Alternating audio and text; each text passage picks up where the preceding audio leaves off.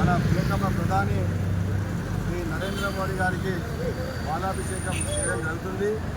ఈ యొక్క కార్యక్రమానికి రాష్ట్ర ఓబీసీ మోర్చా నాయకులు మంత్రి రఘుపతి గారు, సురేష్ గౌడ్ గారు, సంగీత పాత్ర గారు, సైదులు గారు, రమేష్ గారు, తర్వాత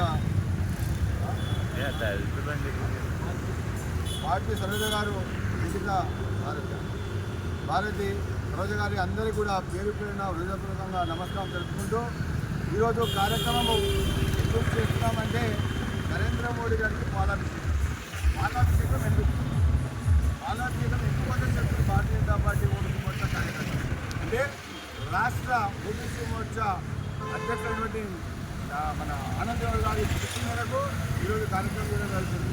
ఎందుకంటే దేశంలో ఉన్నటువంటి అన్ని రాష్ట్రాల్లో కూడా కులగణన జనగణన చేయాలని క్యాబినెట్లో నిర్ణయం తీసుకోవడం జరిగింది. కాబట్టి అందుకు కృతజ్ఞతగా నరేంద్ర మోడీ గారికి మరియు అతని టీంకు మనం పాలాభిషేకం చేయడం జరుగుతుంది.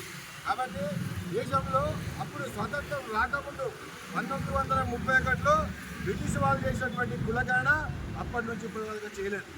తర్వాత నరేంద్ర మోడీ గారు ప్రధానమంత్రి అయిన తర్వాత ఇప్పుడు మళ్ళీ చేయాలని చెప్పి ఆదేశించింది. కాబట్టి ప్రతి ఒక్కరు కూడా ప్రతి రాష్ట్రం కూడా ప్రతి ముఖ్యమంత్రి కూడా దీన్ని ఆచరణలో తీసుకొని అన్నీ చేయవలసిందిగా మేము ప్రతి ముఖ్యమంత్రి కూడా విన్నవిస్తున్నాం.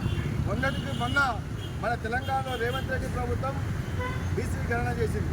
దాని లోపల మనకు 55% ఉన్నటువంటి బీసీల లోపల ఇప్పుడు 42% కుదించి అందులో మళ్ళీ ముస్లింలకు 10% అని పెట్టారు.